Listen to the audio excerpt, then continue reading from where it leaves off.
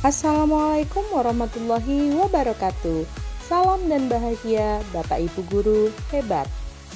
Perkenalkan, saya Deni Mustika Sari, CGP Angkatan 10, Situbondo, Jawa Timur, akan mempresentasikan tentang koneksi antar materi Modul 2.1 Pembelajaran untuk memenuhi kebutuhan belajar murid.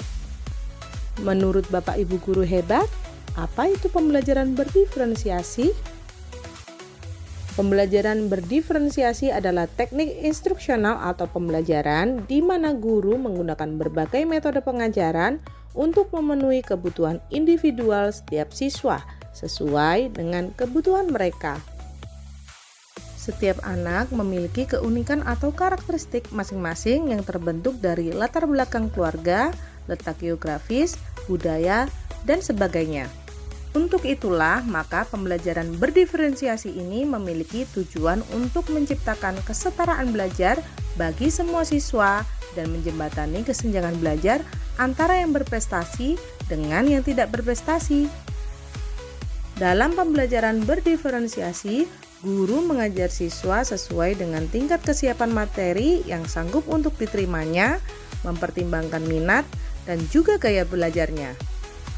Guna mendukung pelaksanaan pembelajaran berdiferensiasi, guru dapat memodifikasi isi pelajaran, proses pembelajaran, hasil dari pembelajaran yang dilakukan, dan menyesuaikan lingkungan belajarnya. Bagaimana pembelajaran berdiferensiasi dapat dilakukan di kelas? Pembelajaran berdiferensiasi dapat dilakukan di kelas jika guru melakukan hal berikut. Yang pertama, memahami tujuan pembelajaran. Yang kedua, mengetahui kebutuhan belajar murid. Yang ketiga, dapat menciptakan lingkungan belajar yang menarik. Yang keempat, manajemen kelas yang efektif. Dan yang terakhir, penilaian berkelanjutan.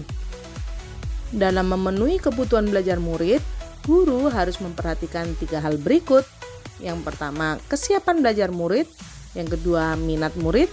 Dan yang terakhir, profil belajar murid. Pada kesiapan belajar murid, pada awal pembelajaran, guru melakukan asesmen formatif atau tes diagnostik yang digunakan untuk mengetahui kekuatan atau kelemahan murid ketika mempelajari sesuatu sehingga hasilnya dapat digunakan sebagai dasar memberikan tindak lanjut. Dengan mengetahui minat murid, guru dapat memilih konten pembelajaran yang sesuai, sehingga meningkatkan motivasi intrinsik murid dalam proses pembelajaran. Selain itu, pengakuan dan pengembangan bakat individual mendorong murid untuk merasa dihargai dan diperhatikan dalam lingkungan belajar. Fungsi profil belajar murid untuk membantu guru dan sekolah dalam mengidentifikasi kebutuhan murid. Penyusunan profil belajar murid dilakukan oleh guru pengampu atau wali kelas itu sendiri, tetapi dalam pengisiannya harus melibatkan orang tua, kepala sekolah, serta tenaga medis tentang riwayat kesehatan murid.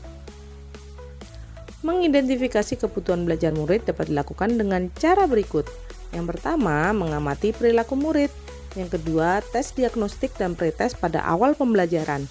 Yang ketiga, review dan refleksi diri terhadap praktik pembelajaran yang telah dilakukan. Yang keempat, mencari informasi pada guru di kelas sebelumnya. Yang kelima, membaca hasil rapor di kelas sebelumnya. Dan yang terakhir, menggunakan hasil tes formatif dan semua informasi untuk tindak lanjut. Metode pembelajaran diferensiasi ada 3. Yang pertama, diferensiasi konten. Yang kedua, diferensiasi proses.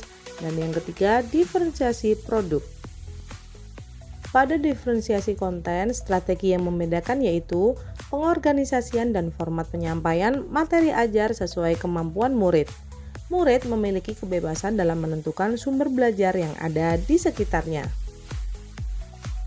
Diferensiasi proses berfokus pada variasi aktivitas pembelajaran dan menyesuaikan kebutuhan murid. Cara yang bisa dilakukan untuk mewujudkan pembelajaran berdiferensiasi proses adalah melakukan kegiatan berjenjang dan menyediakan pertanyaan pemantik di awal, pertengahan, hingga akhir pembelajaran. Pada diferensiasi produk, memfokuskan pada hasil produk murid setelah memahami materi.